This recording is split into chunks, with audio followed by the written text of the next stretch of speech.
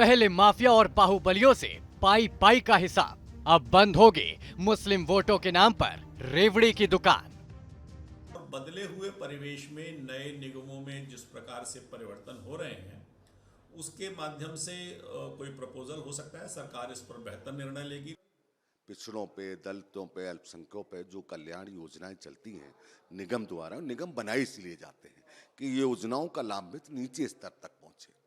मगर योगी सरकार अपने आप को राम राज्य वाली सरकार बोलती है, तो आखिर गरीबों को न्याय कैसे मिलेगा? योगी का ऑपरेशन क्लीन, करप्शन से क्राइम तक डायरेक्ट एक्शन। ये योगी का ऑपरेशन क्लीन है, जिसमें ना तो जनता का पैसा डकारने वाले बचेंगे और ना ही बचेगी वो दुकान जहां से बंदर बाट का खेल खेला जाता रहा। कुछ इसी एक्शन प्लान के तहत योगी के टेबल पर आ गई अल्पसंख्यक वित्तीय और विकास निगम की फाइल, जिसमें निगम का शटर डाउन करने की सिफारिश की गई और हो सकता है कि मुस्लिम वोटों की मंडी सजाने वालों की फाइल भी खुल जाए।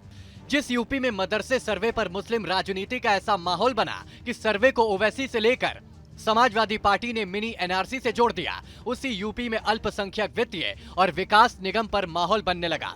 अब ये समझिए आखिर क्या वजह है कि इस निगम पर तालाबंदी की नौबत आ पड़ी। अल्पसंख्यक वित्तीय और विकास निगम से आर्थिक बोझ बढ़ा। 128 करोड़ 21 लाख रुपए के लोन बांटे गए, 130 करोड़ रुपए का फंड रिलीज किया गया, 229 करोड़ रुपए का एनपीए में चला गया, महज 92 करोड़ ही निगम वसूल पाया।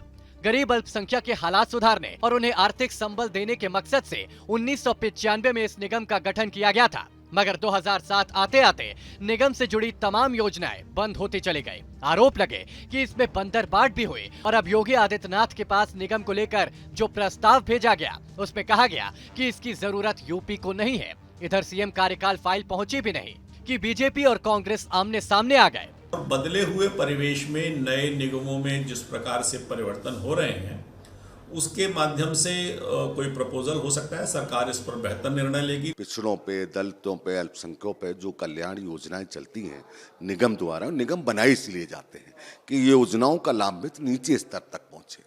मगर योगी सरकार अपने आप को राम राज्य वाली सरकार बोलती है, तो आखिर गरीबों को न्याय कैसे मिलेगा? बदहाली के दौर से गुजर रहा अल्पसंख्यक वित्तीय और विकास निगम अब पूरी तरह से बंद हो सकता है और इसके ऊपर लगातार जो है लोन बढ़ता चला जा रहा है। 229 करोड़ रुपए ऐसा है जो ये लोगों से वसूल नहीं पाई, जिसको इसने लोन के लिए दिया था, और 2007 से इसकी वित्तीय स्थिति ठीक होती नहीं दिखाई पड़ रही है, जिसके बाद बोर्ड ने बाकायदे इसको लेकर फैसला लिया गया है कि अब इस निगम को बंद कर दिया जाए। सरकार को इसकी रिपोर्ट भी भेज दी गई है। इसका मकसद था कि जो अल्पसंख्यक समुदाय के लोग हों उनको पढ़ाई, शिक्षा और रोजगार के लिए लोन मुहैया कराया जाए ताकि वो अपने पैरों पर मजबूती से खड़े हो सकें।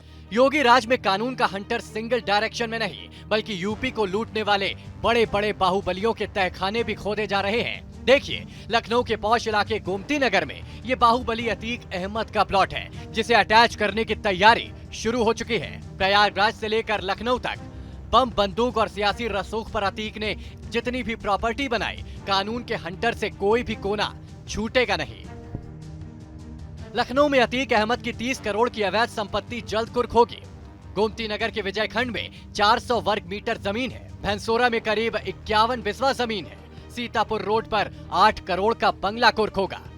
जिस अतीक अहमद का ऐसा दबदबा था कि प्रयागराज से लेकर लखनऊ तक उसका नाम ही काफी था, उस अतीक अहमद पर ताबड़तोड़ कार्रवाई जारी है। वो गुजरात के साबरमती जेल में बंद है, मगर योगी राज में उसके काले साम्राज्य की एक एक बुनियाद हिल चुकी है।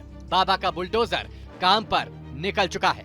तो 1000 करोड़ से ज्यादा की संपत्तियां कुर्क की जा चुकी हैं अतीक अहमद की। कुछ दिनों पहले लखनऊ में सीतापुर रोड पर भी उसका एक मकान जो है वो कुर्क किया गया था। उसके बाद अब बात करें लखनऊ की संपत्तियों की, तो 2 संपत्तियां उसकी जो है वो चिन्हित की गई हैं पुलिस के द्वारा, और प्रयागराज पुलिस अब इसे जल्द ही कुर्क करने वाली है। लखनऊ से वीडियो जर्नलिस्ट समित सिंह के साथ गुल शर्मा, न्यूज नेशन।